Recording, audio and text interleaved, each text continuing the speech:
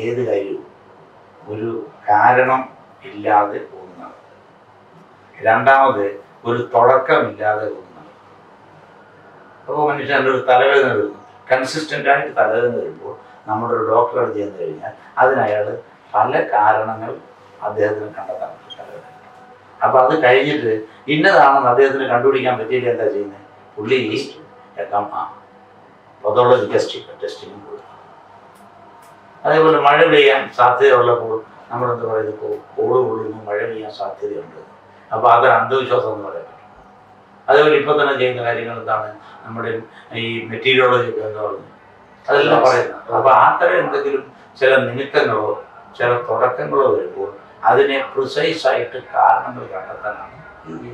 അതുപോലെ തന്നെയാണ് ഈ അട്ടമുള്ള പ്രശ്നങ്ങളും ബാക്കിയുള്ളതെല്ലാം ചെയ്യും. പ്രകൃതിക്ക് ഒരു താളക്രമം. ഇതെന്തിനെയാണ് ആശ്രയിച്ചിരിക്കുന്നത്? പ്രകൃതിയുടെ അല്ലെങ്കിൽ സൗരയൂഥത്തിൻ്റെ അച്ചുതണ്ട് എന്ന് പറയുന്നത് സൂര്യൻ. അതാണ് ഖഗോളം അല്ലെങ്കിൽ സെലസ്റ്റിയൽ സ്ഫിയർ. അപ്പോൾ സെലസ്റ്റിയൽ സ്ഫിയറിൻ്റെ അച്ചുതണ്ട് സൂര്യൻ. അതുകൊണ്ട് സൂര്യനെ സാക്ഷ്യപ്പെടുത്തിയാണ് നമ്മുടെ കാര്യങ്ങളെല്ലാം ചെയ്യുന്നത്. അതിന് ചുറ്റും ഈ ബാക്കി ഗോളങ്ങളെല്ലാം തിരിയുക. ആ ഗോളങ്ങൾ ഇങ്ങനെ കറങ്ങി വരുമ്പോൾ ഓരോ ഗോളങ്ങളും ആപേക്ഷികമായി ഏതേത് സ്ഥാനങ്ങളിൽ നിൽക്കുന്നു അതനുസരിച്ചാണ് നമ്മൾ ഈ കാര്യങ്ങൾ ചെയ്യുന്നത്. അങ്ങനെ അതിനാണ് യോഗം എന്ന് പറയുന്നത്. അപ്പോൾ ഏത് സമയത്ത് ഭൂമി ഇങ്ങനെ കറങ്ങി വന്ന് ഭൂമിയുടെ രണ്ട് തരത്തിലുള്ള പ്രധാന മൂവ്മെൻറ്റ്സ്, അത് ഒന്നാണ് ദിനചലനം, മറ്റൊന്ന് വാർഷികം. ദിനചലനത്തിൻ്റെ ഭാഗമായിട്ട് 360 ഡിഗ്രി ഒരു ദിവസം കൊണ്ട് കാണും. അപ്പോൾ ഓരോ നിമിഷവും നമ്മുടെ മുമ്പിൽ ആകാശത്തുള്ള ഏതെങ്കിലും ഒരു പോയിന്റ് മാറി മാറി മാറി. അത് നമ്മുടെ ഒരു സംഭവം നടക്കുമ്പോൾ നമ്മുടെ മുന്നിൽ ആകാശത്ത് ഏത് പാർട്ടാണ് വരുന്നത് ആ രാശി അത് വളർന്നില്ല. അതിനാനുപാതികമായിട്ട് ബാക്കി ഗ്രഹങ്ങളുടെ എല്ലാ പൊസിഷനെയാണ് നമ്മൾ ഗ്രഹം വരുന്നത്. അപ്പോൾ അതിന് ചില മീനിങ് അല്ല, അത് വെച്ചാൽ ഫലം പറയുന്നത്. അപ്പോൾ അതിൽ ആകാശം എന്ന് പറഞ്ഞാൽ അനന്തകോടി ഈ പ്രകാശവർഷങ്ങൾ അകലെയുള്ളതും അത്രമാത്രം ഡയമെൻഷനുള്ള ഒരു സ്ഥലത്ത് വ്യാഴം എന്ന് പറയുന്ന ഒരു ഗ്രഹം ഒന്ന് മാറിക്കഴിയുമ്പോഴേക്ക് ഇവിടെ ഉള്ളവർക്ക് എല്ലാം നമ്മളന്ന് അസാധാരണമായ ഈ ഒരുപാട് ആവേശം പകർന്നു കൊടുക്കുന്നത്.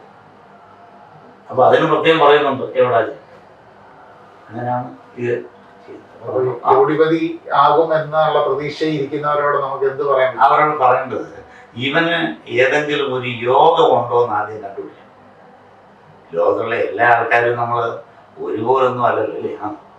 ഓരോരുത്തർക്കും ഓരോ രീതികളുണ്ട്. അതിന് നമ്മൾ ജനറ്റിക്സ് എന്ന് പറയുന്നു. അതിനെല്ലാം ജനിക്കുന്ന സമയത്തെ പ്ലാനറ്ററി പൊസിഷൻസ് അനുസരിച്ച് ഒരു പ്ലാനറ്റ് ഇയാൾക്ക് വലിയ യോഗകാരകനാണ്, യോഗം തരുന്നു എന്നുള്ളത് കണ്ടെത്താൻ മതി.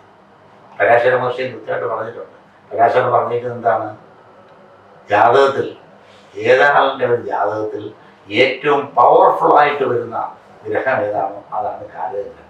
അത് അനുഭവം തരാൻ അനുഗുണമായ ഒരു സ്ഥാനത്തും കൂടിയാണെങ്കിൽ അതിൻ്റെ ഒരു ടച്ച് ഇയാളുടെ എല്ലാ പ്രവൃത്തിയിലും ഭാവിയിലും കാണും. അദ്ദേഹം പറഞ്ഞത് സൂര്യാധീനാൻ ഗ്രഹാണാം വീര്യവോ കാലകേ വീര്യവാൻ. അത് കണ്ടുപിടി. ആ ഗ്രഹത്തിന് നമ്മൾ ജനിച്ച ഈ ചന്ദ്രരാശിയായിട്ട് ആപേക്ഷികമായിട്ട് ഓരോ സമയത്തും മാറ്റങ്ങൾ വരുമ്പോഴാണ് ഈ പറഞ്ഞ പല ഫലങ്ങളും അനുഭവിക്കുന്നത്. ഇവർ പറയുന്ന കേട്ടോ തോന്നും എല്ലാ നക്ഷത്രക്കാർക്കും ഒരേ ഫലം വരാം. വ്യാഴം മാറി കഴിഞ്ഞാൽ ഇനി പേടിക്കണ്ട, വ്യാഴം മാറി കഴിഞ്ഞാൽ ഇനി യാതൊരു കാര്യം പേടിക്കണ്ട. അപ്പോൾ ഇവരോട് നമുക്ക് പറയേണ്ടത് കൃത്യമായിട്ട് പഠിക്കാം. അപ്പോൾ ഇതിനകത്ത് ഓരോ ഓരോ ഓരോ കാര്യവും. പിന്നെ ലോകത്തെ ഏത് കാര്യത്തിനും നമുക്ക് ഒരു ഭാഗ്യം എന്ന് പറയുന്ന ഒരു ഘടകമുണ്ട്. ചില പിള്ളേരെല്ലാം വളരെ മിടുക്കന്മാർ. അപ്പോൾ അവർ എത്ര മിടുക്കന്മാരായാലും ചില മത്സര പരീക്ഷകൾക്കൊക്കെ പോകുന്ന സമയത്ത് അവന് 100 വേക്കൻസി ഉണ്ടെങ്കിൽ അവൻ 101. ചിലരുണ്ട് അത്ര വലിയ മിടുക്കന്മാരൊന്നും അല്ലെങ്കിൽ 50 വേക്കൻസി ഉണ്ടെങ്കിൽ അവൻ എങ്ങനെയെങ്കിലും 49 ഭാഗ്യം. ഇതിനെയാണ് നമ്മൾ അത് കണ്ടുപിടിക്കാനാണ് യഥാർത്ഥത്തിലൊക്കെ കാണുന്നത്. അപ്പോൾ ഇത് കണ്ടുപിടിക്കാനുള്ള സ്പെസിഫിക് ആയ മാർഗങ്ങളുണ്ട്. അതാണ് നമ്മൾ ചർച്ച ചെയ്യുന്നത്. അപ്പോൾ ഇത് തന്നെയാണോ നമ്മൾ ഈ 10ൽ 10 പൊരുത്തവും നോക്കി കല്യാണം കഴിക്കുന്നവർ കുറച്ച് ദിവസങ്ങൾക്കുള്ളിൽ തന്നെ ഡൈവോഴ്സായി പോകുന്നു, അപ്പോൾ അത് ജ്യോതിഷത്തിന്റെ കുഴപ്പമാണ് എന്ന് പറഞ്ഞ് നമ്മൾ കേൾക്കാറുണ്ട്. എന്നാൽ ഒരു പൊരുത്തവും ഇല്ലാത്തവർ കല്യാണം കഴിച്ചപ്പോൾ വളരെ ദീർഘസുമംഗലിയായി ജീവിക്കുകയും ചെയ്യുന്നുണ്ട്. അവിടെ ഇത് തന്നെയാണോ? അത് ഇവിടെയും നിയമം പാലിക്കാതിരിക്കാൻ പറ്റുന്ന കുഴപ്പം. ഈ ജാതക പൊരുത്തങ്ങൾ നോക്കുന്നതിന് തൊട്ട് മുമ്പ് അതിനകത്ത് ആചാരം എഴുതി വെച്ചിട്ടുണ്ട്. യസ്യാം മനസമാസക്തം താം ഏവ വിവരേബുധ. മനസ്സ് ആരിലാണോ സമ്യക്കായിട്ട് ആസക്തമാകുന്നത് അവളെ കല്യാണം കഴിക്കണം. ഈ സമ്യക്ക എന്നുള്ള പദം വെറുതെ പറയാനുള്ളതാണ്. സമ്യക്ക് എന്ന് പറഞ്ഞാൽ വേണ്ടവണ്ണമാണ്.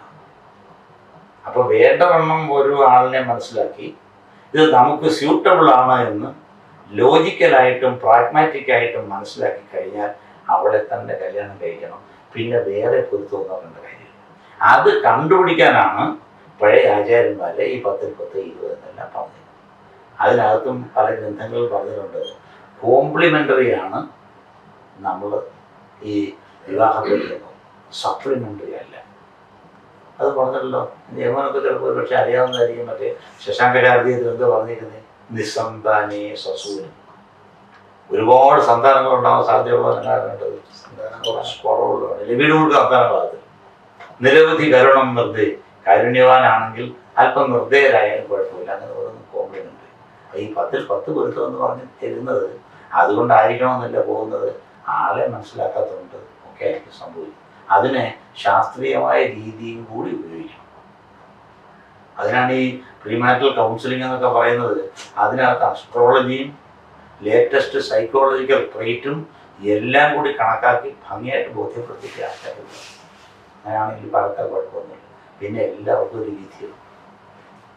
രാഘവരാജാവിന് ഒരിടത്ത് പോലും ജാതകപ്പൊരുത്തം നോക്കണമെന്ന് പറഞ്ഞിട്ടേ ഇല്ല.